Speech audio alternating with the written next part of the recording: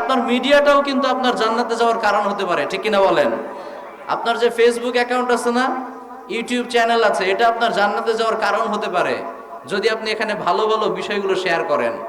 আপনার এক একটা শেয়ার থেকে যদি 100 মানুষও শেখে, ওই 100 মানুষ আমল করে, ওই 100 মানুষের সওয়াবটা আপনার আমল নামায় দিবে কে? এজন্য আমরা আমাদের সোশ্যাল মিডিয়াগুলোর কঠিন ময়দানে অসংখ্য অগণিত অজস্র মানুষের সামনে আল্লাহ তাআলা ঘোষণা দিয়ে বলবেন, আইনাল মুতাহাব্বুনা বিজালালি, পৃথিবীতে যারা একে অপরকে শুধুমাত্র কেবলমাত্র একমাত্র আমাকে খুশি করার জন্য ভালোবাসতে, তারা কোথায়? আজকে এদিকে আসো। আল ইয়াউমা উযিল্লুহুম ফি যিল্লি ইয়াউমা লা যিল্লা ইল্লা যিল্লি, আজকের এই কঠিন ময়দানে আমি তোমাদেরকে আমার আরশের নিচে ছায়া দিয়ে দিব। পড়েন সুবহানাল্লাহ। তাহলে আমাদের এই ভালোবাসাটা আমাদেরকে জান্নাতি বানাতে পারে। আবার এই ভালোবাসাটাই আমাদেরকে হাতাবু জাহান্নাম, জাহান্নামের লাকড়ি বানিয়ে ছেড়ে দিতে পারে। নাও দ্য ডিসিশন ইজ ইয়োর্স, সিদ্ধান্ত এবার আপনাকে নিতে হবে। আপনি কি জান্নাতের জন্য ভালোবাসবেন না জাহান্নামে যাওয়ার কারণ বানাবেন? আমরা সবাই আল্লাহর জান্নাতে যেতে চাই কি চাই না? তাহলে আমরা শুধুমাত্র কেবলমাত্র একমাত্র একজনকে খুশি করার জন্য একে অপরকে ভালোবাসবো। তিনি কে? আল্লাহ আমাদের এই ভালোবাসাটাকে ইসলামের জন্য কবুল করুক। আমরা পড়ি আমিন। আর একটু জোরে পড়েন না আমিন। তো আল্লাহ শুকরিয়া দেওয়ার পরেই আমি শুকরিয়া জানাই আজকের এই মাহফিলের অর্গানাইজিং কমিটিকে, স্পেশালি আমাদের আবু আব্দুল্লাহ ভাইকে। সে শুরু থেকেই আমার খোঁজ খবর নিয়েছেন। আজকে তো মার্শাল্লাহ অনেক মিডিয়ার ভাইরা আসছে। ফরিদ ভাই না কি যেন নাম, রিপন ভাই, এরপরে আমাদের সবুজ ভাই আছে মার্শাল্লাহ। আমি তাদেরকেও শুকরিয়া জানাই। তারাও আমাদের মতো দিন নাই রাত নাই ইসলামের এই বাণীগুলোকে পৌঁছে দেওয়ার জন্য এক জায়গা থেকে আরেক জায়গায় ছুটে যায়। আল্লাহ তাদেরকেও ইসলামের জন্য কবুল করুক। আমরা পড়ি আমিন। বিশ্বনবী বলেছেন, আদ-দাল্লু আলাল খাইরি কাফাইলিহি, কেউ যদি কোনো মানুষকে ভালো কাজের রাস্তা দেখিয়ে দেয়, ওই ভালো কাজটা করে একজন ব্যক্তি যে সওয়াব পাবে, ওই শুধুমাত্র রাস্তাটা দেখানোর কারণে ওই ব্যক্তিকেও আল্লাহ অটোমেটিক অতটুকু সওয়াব দিয়ে দিবেন। সুবহানাল্লাহ পড়েন। তাহলে আপনার মিডিয়াটাও কিন্তু আপনার জান্নাতে যাওয়ার কারণ হতে পারে, ঠিক কিনা বলেন? আপনার যে ফেসবুক অ্যাকাউন্ট আছে না, ইউটিউব চ্যানেল আছে, এটা আপনার জান্নাতে যাওয়ার কারণ হতে পারে যদি আপনি এখানে ভালো ভালো বিষয়গুলো শেয়ার করেন। আপনার এক একটা শেয়ার থেকে যদি 100 মানুষও শেখে, ওই 100 মানুষ আমল করে, ওই 100 মানুষের সওয়াবটা আপনার আমল নামায় দিবে কে? এজন্য আমরা আমাদের সোশ্যাল মিডিয়াগুলোকে ভালো কাজে ব্যয় করার চেষ্টা করবো। আওয়াজ করে বলি ইনশাআল্লাহ। আমাদের অনেক মায়েরা বোনেরা এসেছেন, আমরা তাদের জন্য দোয়া করি, আল্লাহ তাদেরকেও ইসলামের জন্য কবুল করুক। আমরা পড়ি আমিন। সর্বশেষ আমার সামনে আপনারা যারা বসে আছেন, বয়োজ্যেষ্ঠ বয়োকনিষ্ঠ আমার দিনী ভাইয়েরা, আমি আপনাদেরকে শুকরিয়া জানাতে চাই। জাযাকুমুল্লাহু খায়রান ওয়া আহসানাল জাযাই ফি দারাইন। আল্লাহ তাআলা আপনাদেরকে দুনিয়া এবং আখিরাতে কল্যাণ দান করুক। আমরা পড়ি আমিন। আজকের মাহফিলের প্রধান আকর্ষণ কিন্তু আপনারাই, ঠিক কিনা বলেন? স্টেজ আছে, সাউন্ড সিস্টেম আছে, আমরা সবাই আছি, সামনে শ্রোতা নাই, আলোচনা হবে। তো আপনারা যে আজকে এসেছেন, এই মাহফিলটাকে সাফল্যমণ্ডিত করেছেন, এজন্য আপনাদেরকে ধন্যবাদ জানাই। আজকের এই মাহফিলে কি বিরিয়ানির প্যাকেট দেওয়া হবে নাকি? নগদ অর্থ দেওয়া হবে? একজনকে খুশি করতে এসেছি, বলেন তো তিনি কে? এই আল্লাহকে খুশি করতে আমরা ছুটে এসেছি। আল্লাহ যেন আমাদের এই আশাকে কবুল করেন। আমরা পড়ি আমিন। তো আপনারা এই যে আবার এই কনকনে শীতের রাতে শীতকে উপেক্ষা করে বাড়িঘর ছেড়ে মাহফিলের ময়দানে ছুটে আসেন, এটা কিন্তু আবার সবার সহ্য হতে চায় না। অনেকের চুলকায়, এরকম আছে না নাই? অনেকের চুলকায় না? চুলকায়। তো আমরাও বলে দিছি, তোমাদের চুলকালে তোমরা মলম লাগাও। তোমাদের চুলকানির জন্য আমাদের ইসলাম থেমে থাকবে না, ঠিক না? আমাদের ইসলামের বিজয় যে হবে এতে কোনো সন্দেহ আছে? যারা উত্তর দেন নাই তাদের মনে আছে ইসলামের বিজয় হবে, এতে কোনো সন্দেহ আছে?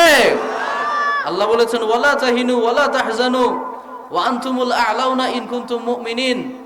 আল্লাহ বলেছেন, never lose hope, don't be frustrated, হতাশ হয়েও না, নিরাশ হয়ে যেও না। তোমাদের ঈমান যদি ঠিক থাকে বিজয় তোমরাই হবে। পড়েন সুবহানাল্লাহ। আবার বিশ্বনবী বলেছেন, ইন্নাল্লাহা যাওয়ালিয়াল আরদা, এই গোটা বিশ্বকে একেবারে ছোট্ট সাইজ করে আল্লাহ তাআলা আমাকে পুরো পৃথিবীটা দেখিয়েছেন। ফারাআইতু মাশারিকাহা ওয়া মাগারিবাহা, আমি এর পূর্ব পশ্চিম উত্তর দক্ষিণ পুরোটা দেখেছি। ফাইন্না উম্মতি সায়াবলুগু মুলকুহা মা যুবিয়াল মিনহা, আমাকে দেখানো পুরো অংশটাতেই আমার উম্মত অচিরেই নেতৃত্ব পাবে। পড়েন সুবহানাল্লাহ। তাহলে আল্লাহ বললেন আমরা জয়ী হবই, আমাদের নবী বললেন আমাদের বিজয় হবেই। ইন্টারেস্টিং বিষয় হচ্ছে, অমুসলিমরাও বলে যে যতই ইসলামের বিরুদ্ধে প্রোপাগান্ডা মানুষ চালাক না কেন, আগামী দিনে ইসলামেরই বিজয় হবে। পড়েন আল্লাহু আকবার। স্যামুয়েল ফিলিপস হান্টিংটন, একজন পলিটিক্যাল সায়েন্টিস্ট, অমুসলিম ব্যক্তি, তার একটা বই আছে, যুবক ভাইরা সার্চ করে দেখবেন, নাম হচ্ছে দ্য ক্ল্যাশ অফ সিভিলাইজেশনস, মানে সভ্যতার সংঘাত। এই বইটার মাঝে তিনি বলেছেন যে অনেক ধর্মই পৃথিবীতে ক্ষমতা পেয়েছে আবার হারিয়ে ফেলেছে, অনেক ধর্মই ক্ষমতার চেয়ারে বসেছে আবার সেখান থেকে ছিটকে পড়ে গিয়েছে, কিন্তু সর্বশেষ যেই ধর্মটা গোটা বিশ্বকে ডমিনেট করবে, গোটা বিশ্বে আধিপত্য বিস্তার করবে, সেই ধর্মের নাম হচ্ছে ইসলাম। শত চেষ্টা করে ইসলামকে থামানো যাবে না। পড়েন আল্লাহু আকবার। তাহলে সবাই এক বাক্যে স্বীকার করছে বিজয় আমাদের হবেই, ঠিক কিনা বলেন? এই যে আজকের মাহফিলটা যুব সমাজের উদ্যোগে, তাই না? তো এটাই তো আরেকটা প্রমাণ। একসময় যুবক ছেলেপেলেগুলো গানের কনসার্টের আয়োজন করত, কিন্তু আজকে তারা ওগুলো বাদ দিয়ে কোরআনের মাহফিলের আয়োজন করছে। আলহামদুলিল্লাহ পড়বেন না?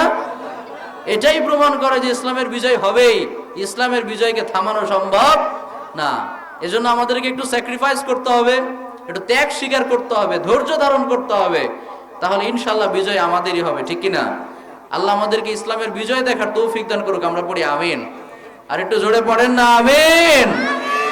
তো সম্মানিত শুধু আমাদের হাতে সময় যেহেতু খুবই কম আর কথা অনেক বেশি, এজন্য ভূমিকাতে সময় নষ্ট না করে এ পর্যায়ে আমরা সরাসরি মহাবিশ্বের মহাবিশ্বয় মহাগ্রন্থ আল কোরআনুল কারীম থেকে কথা শুনবো ইনশাল্লাহ। পড়েন। আজকে আমরা এই পবিত্র কোরআনের সবচেয়ে দামি সূরা থেকে কথা শুনবো, যে সূরাটাকে আল্লাহর হাবিব বলেছেন উম্মুল কোরআন, মানে কোরআনের মা।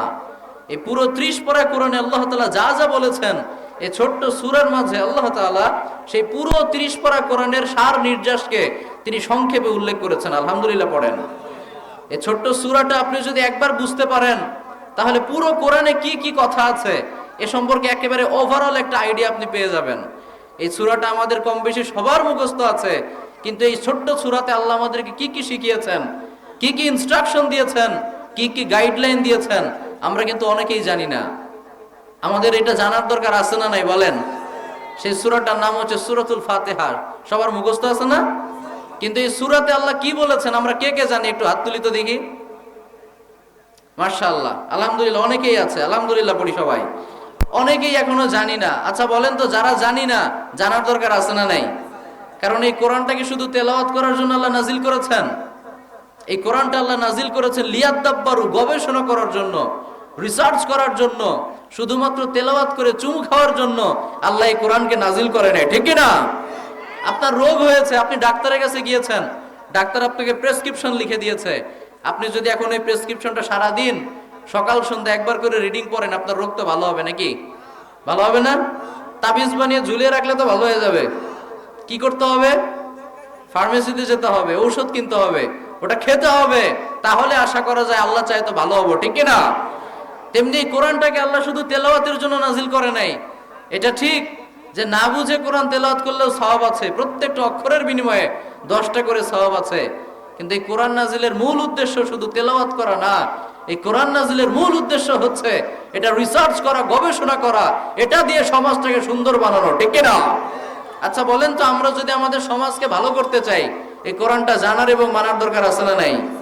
শুধুমাত্র পুলিশ, র্যাব, বিডিআর, দুদকের অফিস, এগুলো দিয়ে কি সমাজকে ভালো বানানো যাবে? এগুলো সমাজকে ভালো বানানোর একটা পদ্ধতি মাত্র, কিন্তু শুধুমাত্র এগুলো দিয়ে সমাজকে ভালো বানানো সম্ভব না। এই সমাজকে ভালো বানানোর জন্য এই কোরআনটা জানার এবং মানার দরকার আছে না নাই? এজন্য আসেন দেখি এই ছোট্ট সূরাতে আল্লাহ আমাদেরকে কি কি ইনস্ট্রাকশন দিয়েছেন।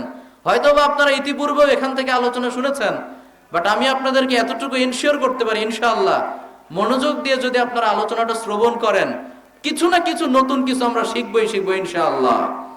কারণ এই কোরআনটা হচ্ছে লা তুহসা আজাইবুহু ওয়ালা তাবলা গরাইবুহু। এই কোরআনের আশ্চর্যান্বিতার কোনো শেষ নাই। এই কোরআন কোনোদিন পুরনো মনে হয় না। ইমাম সাহেব প্রত্যেক দিন সালাতে শুরুতে সূরা ফাতিহা পড়ে। একদিনও কি আপনার কাছে সূরা ফাতিহাটা পুরনো মনে হয়? কোনোদিন মনে হয় যে সূরা ফাতিহা দিয়ে প্রত্যেক দিন শুরু করি, আজকে সূরা ইখলাস দিয়ে শুরু করব, এরকম মনে হয়? এই কোরআনটা সারা জীবন আপনার কাছে নতুন মনে হবে, এভারগ্রিন, চির সবুজ, চির নতুন। এই কোরআনটা হচ্ছে বাউন্ডলেস, বিয়ন্ডলেস, বটমলেস। এই কোরআনটা হচ্ছে কুল কিনারাহীন এক অথই সাগর। আপনি এটা যতই পড়বেন ততই নতুন নতুন জিনিস শিখতে পারবেন। যতই আপনি এটা নিয়ে গবেষণা করবেন ততই আপনার জ্ঞানের দ্বারকে উন্মুক্ত করে দিবে কে? এজন্য আসেন আমরা জানার চেষ্টা করি যে সূরাতে আল্লাহ তাআলা আমাদেরকে কি কি দিক নির্দেশনা দিয়েছেন। ইনশাআল্লাহ আলোচনা আমরা দীর্ঘায়িত করব না, খুব সংক্ষিপ্ত সময়ে আমরা আলোচনা শেষ করব ইনশাআল্লাহ। কারণ খায়রুল কালামি মা কাল্লা ওয়া দাল্লা, সর্বোত্তম আলোচনা সেটাই যেটা হবে precise in wording but comprehensive in meaning. যে আলোচনায় কথা হবে কম কিন্তু আবেদন হবে অনেক বেশি, যে কথার impact on the heart of the listeners অনেক বেশি হবে, সেটাই হচ্ছে সর্বোত্তম আলোচনা।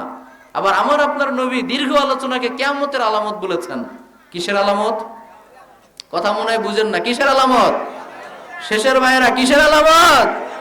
কিয়ামতের অনেক আলামত আছে না নাই? তো দীর্ঘ আলোচনাকে বিশ্বনবী বলেছেন কিয়ামতের আলামত। খুতাবুকুম তাবিলা ওয়া সালাওয়াতুকুম কাসীরা। তিনি বললেন one of the minor sign before the day of judgement your Islamic lectures will be longer and your সালাহ উইল বি শর্টার। কিয়ামতের আগে তোমাদের আলোচনা দীর্ঘ হয়ে যাবে আর সালাতগুলো সংক্ষিপ্ত হয়ে যাবে। আচ্ছা বলেন তো, আমাদের দেশে কিয়ামতের এই আলামতটা আছে না নাই? অনেক জায়গায় আপনি দেখবেন সারা রাত ব্যাপী কোরআনের তাফসীর চলে, কিন্তু বেশিরভাগ শ্রোতারা ফজরের সালাতটাও পড়তে চায় না। আছে না নাই? তো ওই তাফসীর দিয়ে কি হবে বলেন? সারা রাত তাফসীর শুনলাম, ফজরের সালাতটাই যদি পড়তে না পারি, ওই তাফসীর কি আমার নাজাতের জন্য ওসিলা হবে? এজন্য যতটুকু শুনবো মানার উদ্দেশ্যে শুনবো। সংক্ষিপ্ত সময় আমরা শেষ পর্যন্ত থাকবো তো ইনশাআল্লাহ। আল্লাহ আমাদের সবাইকে কবুল করুক, আমরা পড়ি আমিন।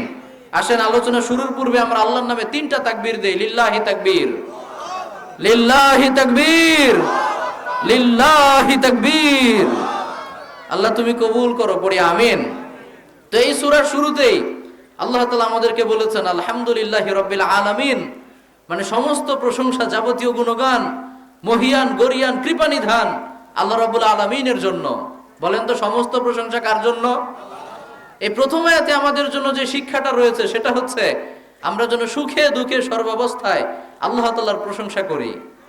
রিপিট, আমি আবারও বলছি, প্রথম আয়াতের শিক্ষা হচ্ছে আমরা যেন সুখে দুঃখে সর্বাবস্থায় কার প্রশংসা করি?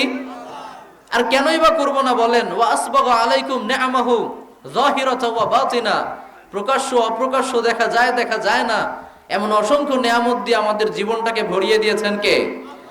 আল্লাহ। যে আমাদেরকে কত নিয়ামত দিয়েছেন, কত অনুগ্রহ আমাদের উপরে নাজিল করেছেন, এটা কোনোদিন গুণে শেষ করা সম্ভব? কথা বলতে হবে, এটা গুণে শেষ করা সম্ভব? ওয়া ইন তাউদ্দু নি'মাতাল্লাহি লা তুহসুহা। আল্লাহ বলেছেন এত বেশি নিয়ামত তোমাদেরকে আমি দান করেছি, তুমি যদি আজকে একটা একটা করে আমার নিয়ামতগুলোকে গুনতে শুরু করে দাও, তোমার জীবন শেষ হয়ে যাবে, কিন্তু আমার নিয়ামত গুণে শেষ করা যাবে না। আলহামদুলিল্লাহ পড়বেন না? কিন্তু এত কিছুর পরেও দেখবেন এক শ্রেণীর মানুষ থাকে যারা সব সময় শুধু আফসোস করে। এরকম আছে না নাই? খালি আফসোস করে, আল্লাহর বিরুদ্ধে কমপ্লেইন করে, আল্লাহ আমাকে এটা দিল না, ওটা দিল না, পাইলাম না, আমার সাথে ভালো কিছু হয় না, এরকম আফসোস নাই? অকৃতজ্ঞ দেখছেন কত বড়? আল্লাহর কাছে চেয়ে চেয়ে কি পাই নাই সেটার হিসেব করে, কিন্তু না চাইতেই আল্লাহ কত কিছু দিয়েছেন ওইটার হিসেব কখনো করতে চায় না। আছে না নাই? আচ্ছা খেয়াল করে দেখেছেন, আমরা না চাইতে আল্লাহ আমাদেরকে চোখ দিয়েছেন, নাক দিয়েছেন, মুখ দিয়েছেন, হাত দিয়েছেন, পা দিয়েছেন, এটার জন্য আমরা কখনো শুকরিয়া আদায় করেছি? কথা বলেন না কেন? করেছি? আপনি কি ভেবে দেখেছেন আপনার চোখ যদি না থাকতো আপনার কত কষ্ট হতো? এই সুজলা সুফলা শস্য শ্যামলা আমাদের প্রিয় জেলা, জেলার নাম কি আপনাদের? রংপুর জেলা। এই রংপুর জেলাকে আমরা দেখতে পারতাম? এত সুন্দর সুন্দর জায়গা আমরা দেখতে পারতাম না? আমাদের দুটো হাত যদি না থাকতো, আপনি কি ভেবে দেখেছেন আপনার হাত না থাকলে আপনি নিজে নিজে খেতে পারতেন না? ঠিক কিনা বলেন? আপনার হাত না থাকলে আপনি নিজে খেতে পারতেন না, আপনার নিজের ড্রেস আপনি নিজে পরতে পারতেন না। আরেকজন যদি দয়া করে পরিয়ে দিত তাহলে আপনার শরীরে কাপড়টা ঢুকতো, তা না হলে উলঙ্গ অবস্থায় সারাদিন আপনাকে কাটাতে হতো।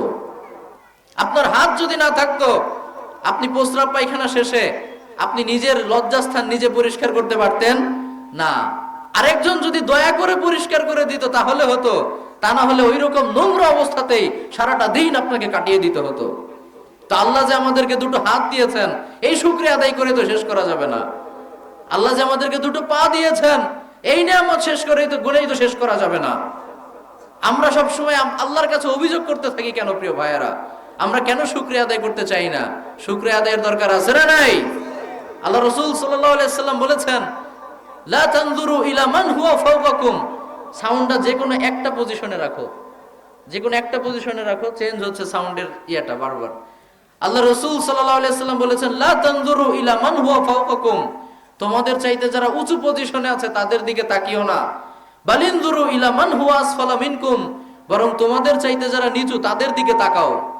তোমার পজিশন নিয়ে তুমি খুশি না, তোমার পজিশন তোমার কাছে ভালো লাগে না, কিন্তু তোমার ওই পজিশনে পৌঁছার জন্য অনেকে দিনরাত সংগ্রাম আর স্ট্রাগল করে যাচ্ছে। তোমার জীবনটা তোমার কাছে ভালো লাগে না, সুইসাইড করতে মনে চায়, আত্মহত্যা করতে মনে চায়, কিন্তু তোমার মতো একটা জীবন পাওয়া অনেকের কাছে স্বপ্ন। আওয়াজ করে বলেন ঠিক কিনা? আপনার ওই জীবনটা অনেকের কাছে স্বপ্ন, আর আপনার ওই জীবনটা পেয়ে আপনি খুশি না। এটা কেন? ফিলিস্তিনের একটা ছোট্ট বালককে একবার জিজ্ঞাসা করা হয়েছিল, বাবা বড় হয়ে তুমি কি হতে চাও? ওই ছোট্ট ছেলেটা উত্তরে বলেছিল, আঙ্কেল আমি বড় হয়ে কিচ্ছু হতে চাই না, আমি শুধু বড় হওয়া পর্যন্ত বাঁচতে চাই। আমি শুধু বড় হওয়া পর্যন্ত বাঁচতে চাই। চোখের সামনে বাবা মরে যায়, চাচা চাচিরা মরে যায়, আত্মীয় স্বজন মরে যায়, বড় হয়ে কি হব সেটা ভাবার সময়ই তো আমার হাতে নাই। বড় হওয়া পর্যন্ত বাঁচবো কিনা এই গ্যারান্টি তো আমার কাছে নাই। আপনি যে বেঁচে আছেন এটার নিয়ামতে শুকরিয়া আদায় করে শেষ করা যাবে না প্রিয় ভাইয়েরা। এজন্য আমরা যেন কখনো আল্লাহর বিরুদ্ধে অভিযোগ না করি। আল্লাহ বলেছেন, ফাখুযমা আতাইতুক ওয়া কুম মিনাশ শাকিরিন, যেটা দিয়েছি যতটুকু দিয়েছি এটা নিয়ে শুকরিয়া আদায় করো। কারণ শুকরিয়া আদায় করলে লস না লাভ? আপনাদের সাউন্ড শুনে মনে হয় লস। আল্লাহর শুকরিয়া আদায় করলে লস না লাভ? লা ইন শাকারতুম লা আযীদান্নাকুম, আল্লাহ বলেছেন আমার নিয়ামত পেয়ে শুকরিয়া আদায় করো, নিয়ামত আমি আরো বাড়িয়ে দিব। পড়েন সুবহানাল্লাহ। ওয়ালা ইন কাফারতুম ইন্না আযাবি লাশাদীদ, আর যদি আমার নিয়ামত পেয়ে অকৃতজ্ঞ হও তাহলে জেনে রেখো আমার আযাব আর গজব কিন্তু বড্ড ভয়াবহ। আমার আযাব আর গজব সহ্য করার ক্ষমতা এই গোটা বিশ্বে কারো নাই, ঠিক না? আল্লাহর আযাব আর গজব সহ্য করার ক্ষমতা আমাদের কারো আছে? ফেরাউনের মতো জালেম শাসককে আল্লাহ পানির মধ্যে চুবিয়ে মেরেছেন, কিছু করতে পারছে? আবু জাহাল, উতবা, শাইবা, ওয়ালিদ ইবনে মুগীরা, যাদের হুঙ্কার আর গর্জনে মক্কার জমিনটা থারথার করে কাঁপতো, এদেরকেও লাঞ্ছনাদায়ক মৃত্যু দিয়ে আল্লাহ দুনিয়া থেকে বিদায় করেছেন, কেউ কিচ্ছু করতে পারে নাই। আল্লাহ ধরে না, কিন্তু যখন ধরে তখন কিন্তু ছাড়ে না। এজন্য আমরা কখনোই যেন আল্লাহর সাথে অকৃতজ্ঞশীলের মতো আচরণ না করি। মনে থাকবে ইনশাআল্লাহ, যা দিয়েছেন যতটুকু দিয়েছেন সেটা নিয়ে শুকরিয়া করতে পারবো তো ইনশাআল্লাহ। আল্লাহ রাসূল সাল্লাল্লাহু আলাইহি সাল্লাম বলেছেন, আউয়ালু মাইয়াদখুলুল জান্নাতা আল হাম্মাদুন, যারা সুখে দুঃখে সর্বাবস্থায় আল্লাহর প্রশংসা করে, আল্লাহর শুকরিয়া আদায় করে, they will be the first to enter paradise, আল্লাহর জান্নাতে ওরাই সর্বপ্রথম প্রবেশ করবে। পড়েন সুবহানাল্লাহ। তাহলে প্রশ্ন করি, উত্তর দেন, আমাদের নিয়ামত আরো বেড়ে যাক, এটা আমরা চাই কি চাই না? আপনারা মনে হয় চান না নাকি? আল্লাহর নিয়ামত বেড়ে যাক আমরা চাই কি চাই না? প্রথম সারির জান্নাতি আল্লাহ আমাদেরকে বানাক, এটা আমরা চাই কি চাই না? আমরা যদি চাই যে আমাদের নিয়ামত বেড়ে যাক, প্রথম সারির জান্নাতি আল্লাহ আমাদেরকে বানাক, তাহলে আজকে থেকে কমপ্লেন করা যাবে, বরং আল্লাহ শুকরিয়া আদায় করতে হবে। Instead of complaining we have to praise more and more. আজকে থেকে কমপ্লেন করা বাদ দিতে হবে, আল্লাহর শুকরিয়া আদায় করতে হবে। আওয়াজ করে বলি ইনশাআল্লাহ। তাহলে প্রথম আয়াত থেকে আমরা শিখলাম আল্লাহ যা দিয়েছেন, যেটা দিয়েছেন সেটার জন্যই তার শুকরিয়া আদায় করতে হবে। পাশাপাশি এখানে আরেকটি শিক্ষা আছে, সেটা হচ্ছে আমরা যেন কেউ আমাদের উপকার করলে তাকেও শুকরিয়া জানাই ইনশাআল্লাহ। আল্লাহ রাব্বুল আলামিন পবিত্র কোরআনে বলেছেন, আনিশকুরলি ওয়ালি ওয়ালিদাইকা ইলাইয়াল মাসির, তুমি আমার কৃতজ্ঞ হও, আমার প্রতি কৃতজ্ঞ হও এবং পিতামাতার প্রতিও কৃতজ্ঞ হয়। সুবহানাল্লাহ পড়েন। আমাদের অনেক সন্তানদেরকে দেখা যায়, ছেলেপেলেদেরকে দেখা যায় বাবা মায়ের প্রতি অকৃতজ্ঞশীল আচরণ করে, এরকম নাই? এরকম আছে না নাই বলেন? বাবা মা তার জন্য কত কিছু করে, কিন্তু বাবা মাকে লজ্জায় পরিচয়ও দিতে চায় না, এরকম নাই? ডাকাত এত কিছু করে, এরপরেও বারবার বাবা মাকে বলে যে তোমরা কেন আমাকে জন্ম দিলা, আমার জন্ম দিয়ে তো আমার জন্য কিছুই করতে পারো নাই। এরকমও সন্তান আছে না নাই? আমাদের বাবা মা আমাদের জন্য কত কষ্ট করেছেন, আমরা কেন একবার ভেবে দেখি না? আপনার বয়স যতই হোক, আপনারও তো বাবা মা আছে, অন্তত মারা গেছে নাকি? বাবা মা ছাড়াও তো আমরা কেউ আসি নাই। আমরা নিজেকে একবার প্রশ্ন করে দেখি তো, যে আমরা কি আমাদের পিতা মাতার প্রতি কৃতজ্ঞ কিনা? যেই বাবা আমার জন্য আজীবন কষ্ট করে যাচ্ছে, সেই সকাল থেকে রাত পর্যন্ত গরুর মতো খাটে, ওই বাবা তো নিজের জন্য খাটে না, আমার জন্যই খাটে, আমার সংসারের জন্যই খাটে, ঠিক না? যেই মা আমার জন্য এত পরিশ্রম করেছে, সেই মায়ের জন্য আমরা কেন কৃতজ্ঞ হতে পারি না? আমাদের মা অনেকের অশিক্ষিত, অল্প শিক্ষিত, ক্লাস 3 পাস 4 পাস, একটু উচ্চ শিক্ষিত ছেলে পেলে দেখবেন ফ্রেন্ড সার্কেলে মায়ের পরিচয় দিতে চায় না যদি অশিক্ষিত হয়, এরকম নাই? আমাদের আপনার মা আমাদেরকে পৃথিবীতে আনতে যে কি কষ্ট সহ্য করেছেন, আমরা যদি জাস্ট এটা একবার রিয়েলাইজ করি, কোনোদিন মায়ের চোখের উপর তাকে আমরা কথা বলতে পারবো না। আমার মা আমাকে পৃথিবীতে আনতে কত কষ্ট সহ্য করেছেন। চিকিৎসা বিজ্ঞানের মতে একটা মানুষ সর্বোচ্চ 45 ইউনিট পর্যন্ত কষ্ট সহ্য করতে পারে। 45 ইউনিটের চাইতে যদি একটা মানুষ বেশি কষ্ট পায়, হয়তো সে অজ্ঞান হয়ে যাবে, তা না হলে মারা যাবে। তো আমার আপনার মা আমাদেরকে যখন নর্মাল প্রসেসে ডেলিভারি দিয়ে এই পৃথিবীতে নিয়ে এসেছে, তার ওই 45 ইউনিট না, তারা যেই কষ্টটা সহ্য করেছে সেটার মাত্রা ছিল 57 ইউনিটের চাইতেও বেশি। আল্লাহু আকবার, 57 ইউনিটের চাইতেও বেশি। আমাদের শরীরে 206টা হাড্ডি আছে। কোনো একটা মারাত্মক অ্যাক্সিডেন্টে যদি আমাদের শরীরের 20 থেকে 25টা হাড্ডি একেবারে ভেঙে চূর্ণ বিচূর্ণ হয়ে যায়, একটা মানুষ যেই পরিমাণ কষ্ট পাবে, আমার আপনার মা আমাদেরকে পৃথিবীতে আনার সময় এর চাইতেও বেশি কষ্ট সহ্য করেছে। আর সেই মায়ের প্রতি আমরা অকৃতজ্ঞ হই। রান্না ভালো না হলে আমরা তার বদনাম করি, এরকম নাই? খবরদার প্রিয় ভাইয়েরা, একটু যদি আকল থাকে, আজকে থেকে আমরা আর কখনো পিতা মাতার প্রতি অকৃতজ্ঞ থাকতে পারবো না। তারা যে আমাদেরকে পৃথিবীতে এনেছেন, এতটুকুর শুকরিয়া আদায় করে তো শেষ করা যাবে না। আপনার বাবা এবং মা না থাকলে আপনি তো পৃথিবীতেই আসতে পারতেন না। কি দিয়েছে ওইটা বড় কথা না, তারা আপনাকে জন্ম দিয়েছে, এটাই হলো সবচেয়ে বড় কথা। এটার জন্য শুকরিয়ার দরকার আছে না নাই? আবার আপনারা যারা বিবাহিত, আপনাদেরকেও বলি, আমিও বিবাহিত আলহামদুলিল্লাহ, আমি নিজেকেও বলছি, আপনাদেরকেও বলছি, স্ত্রীর প্রতি কৃতজ্ঞ হওয়ার দরকার আছে না নাই?